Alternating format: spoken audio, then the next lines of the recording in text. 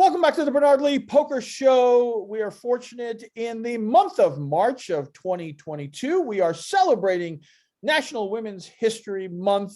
Of course, it is sponsored by the Poker League of Nations, the world's largest and most internationally represented women's poker organization. Visit pokerleagueofnations.com to get all the information, to join for free, and also get all of its free educational content. Again, pokerleagueofnations.com. But we are very fortunate today to have a special guest who won the 2021 Ladies Championship at the WSOP. But it's not the first time she has won a WSOP event. She won in 2019 the WSOP Circuit $1,125 no limit event at Council Bluffs, is where I met her. Welcome to the show, Lara Eisenberg. Lara, thanks for joining us here on the Bernard Lee Poker Show. Thanks, Bernard. Appreciate being here. It's good to see you again. Yeah, it was fun to talk. I remember when you won the event. I'm fairly good with faces, and when you won the event, I was like, "Why do I know this person? Why do I?" I remember specifically saying, sitting next to somebody, because I was playing an event and I was scrolling through. I just kind of scrolled through who wins the events, and I saw it. I said, "Why do I know this person?" And the person looked at me like, "I don't know. Why would you know this person?" And I clicked on WSOP, and I know why. I know exactly why. And so it was fun. And I was glad that, obviously someone that I knew had won. I was very anxious to get you on the show to talk about your event win. But does Council Bluffs now kind of have a special place in your heart, as that was the first place you won one of these World Series at that time, a ring? Yeah, it does for sure. I mean, I had up until that point, I'd really wanted to win a ring, and I don't get to go play that many live events, but I chose that one because it was overlapping a little bit with the Las Vegas circuit event. So I thought, well, maybe the pros will all be wanting to be in the Vegas one, and they won't go to Council Bluffs. So I'll go to Council Bluffs. And it ended up the event that I won was after the pros had all come back over anyway. So, right. But that was the theory behind it. Yeah. It was 1100. Usually, for people who don't know, 1100 usually is right before the main event. So typically, if I'll do some of these things, that's exactly what I'll do. I'll usually fly in like Tuesday, Wednesday, so I can play the 11 and then the 1700, and then finish up the weekend. So yeah, all the guys who were going to come in for that main event, they were there anyway at that scenario. So you definitely beat a solid field. But you're not from the Council Bluffs area, right? No, not at all. No, it was actually just coincided when my wife was on a work trip. So I started looking around to see what was I going to go do. Where can I go? That's how I ended up in Oklahoma for the WPT this last summer. Oh, awesome. So awesome. I was like, well, cats away, the mice will play. I guess that's where I'm going. Yeah, that's great. And you're from Maryland area, right? I am. I live in Silver Spring, so just north of DC. Yep. And obviously you are based off of work and all that. You're not a professional poker player. You are in the medical field, right? I am. Yep. I've been a radiologist, been practicing since 1999. And but I work every other week, so I do have time to play and study. But it's hard with even online poker. It's certainly like a full day commitment. You can't just kind of if you're a tournament player anyway, just do it for like a couple of hours, like a cash player. Right. And for live events, we're lucky to have 3 good casinos in our area. So I go to Maryland Live the most, and then probably MGM. But Right. But yeah, it's definitely still limited. Yeah, but that's expanded over the last several years. It wasn't there for a long time in the Maryland area, right? Absolutely. Yeah, no, when I first started, it was playing online, and then we had somebody that organized charity tournaments who still does it in the area. And so I started playing some of those, and that was some of the first tournaments that I ever played, actually. Right. I'm sure Atlantic City comes into play. A lot of people from that area end up going up to Atlantic City to play a lot too. Yeah, that used to be the thing. So when I first started playing online, and then we decided, oh well, we should go up to Atlantic City and see what it's like to, play in the casinos up there, and then that was the start. Yeah, I remember the first couple of times I went to Atlantic City, going to Trump Taj Mahal. I mean, that's really Hmm. the center of poker, as in rounders and all that kind of stuff. And I just remember sitting there being like, "Holy cow, this is the real deal. This is so Yeah. cool." Yeah, I Yeah, played at the Tropicana a bunch, and yeah, which was kind of a crazy place, but they'd give you a free room if you played for 6 hours or something. So that's right, where we right, tended to go. right, Yeah, right, right, right. pink chip game. Yeah, yep. So before we get into the 2021 championship, the one that you have your bracelet in, let's talk a little bit about how you got into poker, because obviously you work as a radiologist. It's not like this can be a full-time thing. How did you kind of get into the world of poker, and how did you work at it to get to the point where you can not only win a ring, but now win a bracelet? Sure. So I was always into games, and I was a PC gamer all along, and literally was watching the news one night after dinner, and a commercial came on, which was probably for Poker Stars, although some others advertised back then. And I mean, I didn't play poker at all. Like, literally didn't know what beat what. But I looked at that. I was like, "Are you kidding me that people can play poker for money on the Right, internet?" And I right, was like, right. "That's crazy. Like, how is that allowed?" And I was like, "Well, I guess I'm going to learn how to do that because That's why am I that's playing so wrong. games That's for so free?" wrong. Click. Exactly. I'm in. I'm And in. so, yeah, so I was like, well, there's got to be books on this stuff, right? I mean, teaching you how to play, but there weren't that many, which surprised me. So it Right. was, Sklansky and Malmuth, and I bought those, and then Harrington, his books, and so I started just reading everything that I could, and then playing on, Paradise and Stars and Right. Full Right. Tilt and everything back in the day, and it was mostly Limit back then because it was like right after Moneymaker. Hmm. And so I was like, learned to play limit poker, went up to Atlantic City, played some there, did a little trip to Vegas here and there and played there. And just ended up, trying out tournaments one time, I think somewhere up in maybe Atlantic City or somewhere else. I was like, whoa, I love tournaments. It's like Hmm. a whole story. Right. And then with the charity tournaments in our area that got put on, I got more experience with tournaments. And then it was WPT Boot Camp, which I know you're familiar with. Sure. Yeah. I And taught it for years. Yep. Hmm. so it was Nick and Linda and Jan were my first one, which was out in Vegas at the Nugget. And I think it was in Vegas that I went to. But I went to a couple ultimately, and also one down in Puerto Rico. That was Oh, that yeah, was yeah, more yeah. of a social kind of a event Yeah, one. they But had. I did the one. I think it was the Dominican Republic one year. oh, nice, Yeah, yeah, nice, yeah, yeah, yeah. yeah, yeah. On We the probably just missed each group. other because I did a lot of them actually in Atlantic City because I was on the East Coast.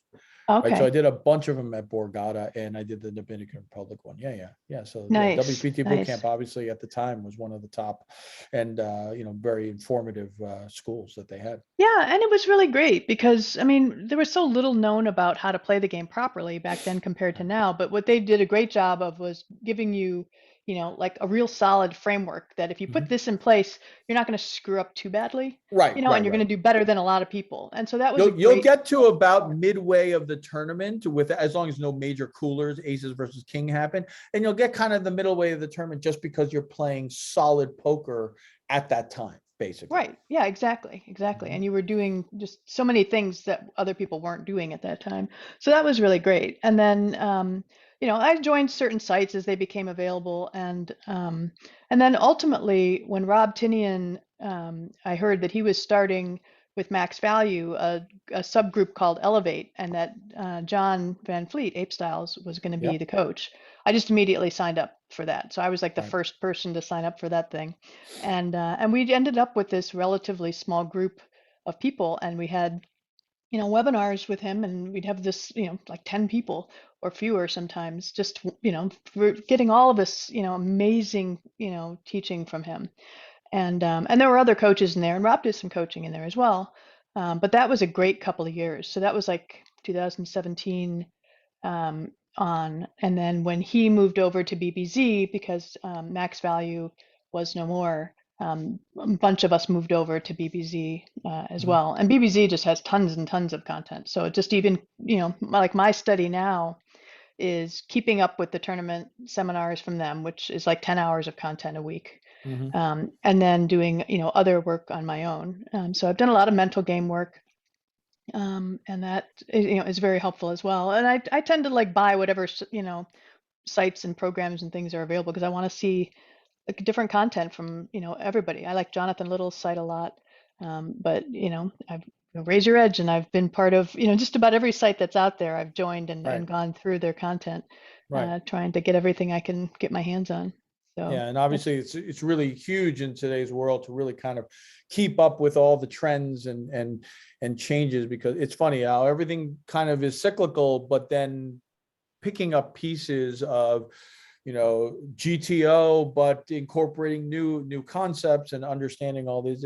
It's very amazing how the game has changed over, for me, about 20 years now, and it's amazing what you learn through. And also I think it's really good to learn from those different sites, because each site will have just some little nuances that you may not have seen, and they may not agree necessarily, and you have to make your choice, but at least you understand the kind of philosophy of one side versus the other. I always say, if you're in a yeah. study group, you should have people who play differently.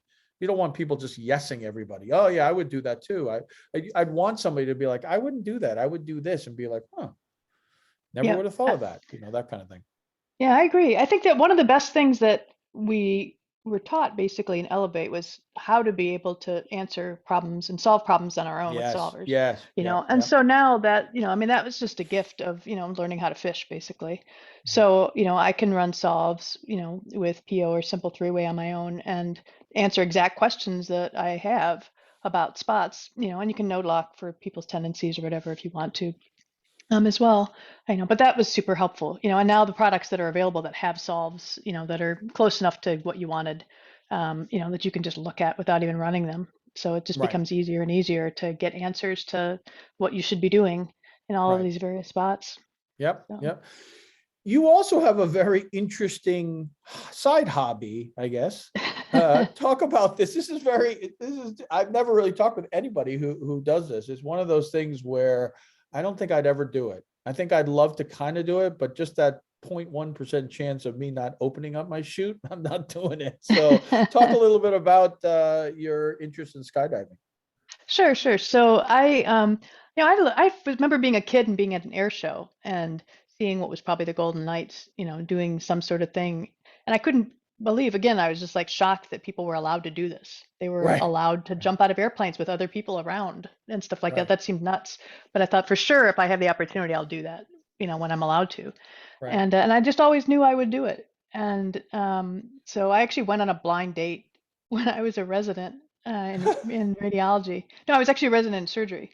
And somebody said, "Hey, I know this guy. He's in anesthesia. He wants to go on a blind date, uh, and he wants to go skydiving." I was like, "Yeah, I'll do that."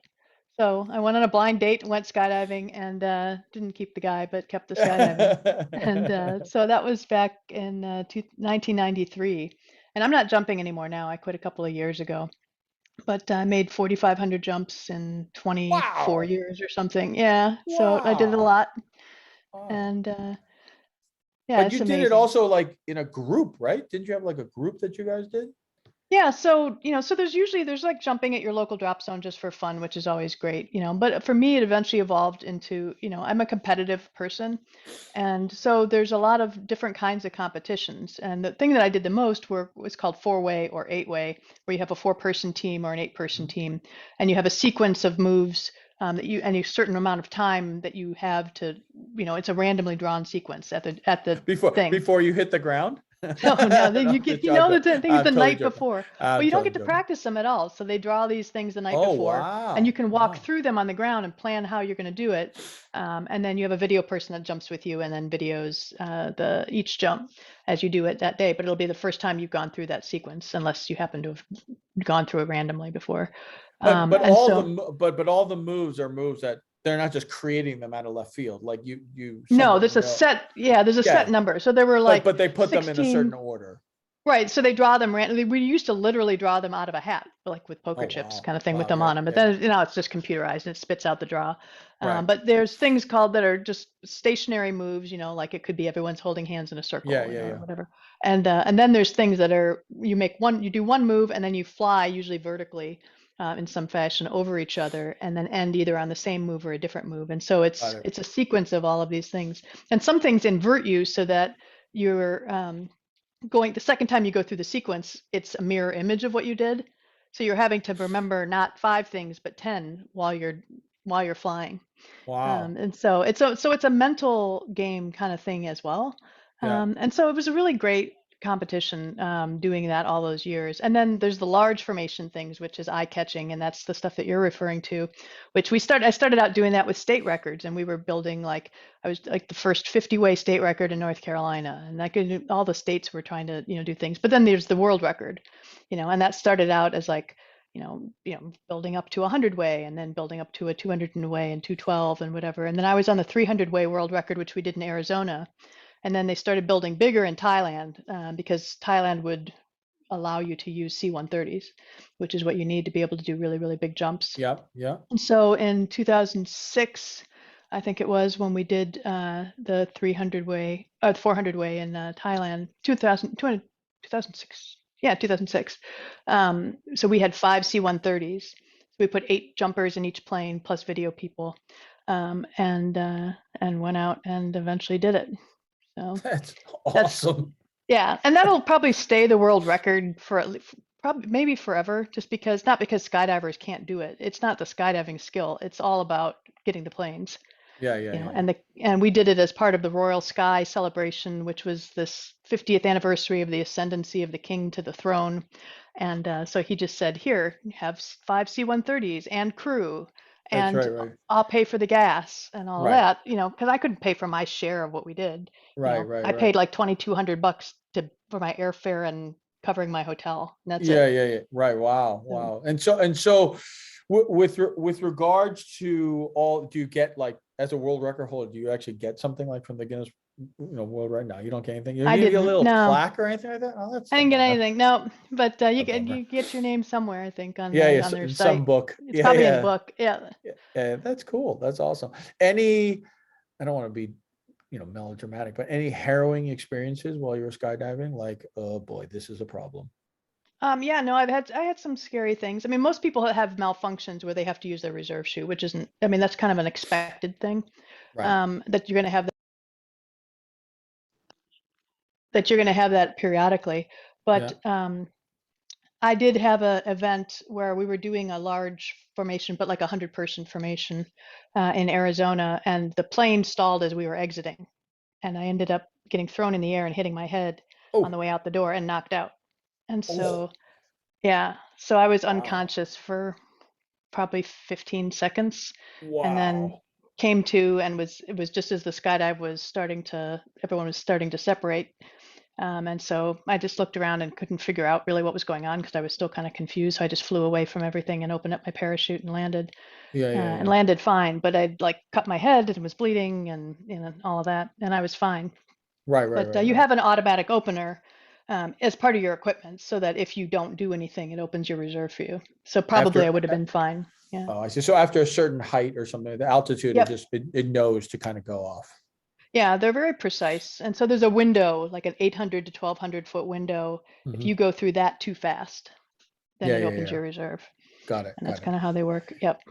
Interesting. So Definitely interesting. Never talked to a skydiver before. Sorry for people who are it's listening to not the show. for Sorry. everybody. Sorry, we're talking so much about skydiving. I know we're a poker show, but it was just a very interesting topic for me. I'd never heard about it before. Well, when we come back, we're going to talk about the information that everyone wants to know about. We want to talk about your victory in the 2021 Ladies WSOP event here when we return on the Bernard Lee Poker Show.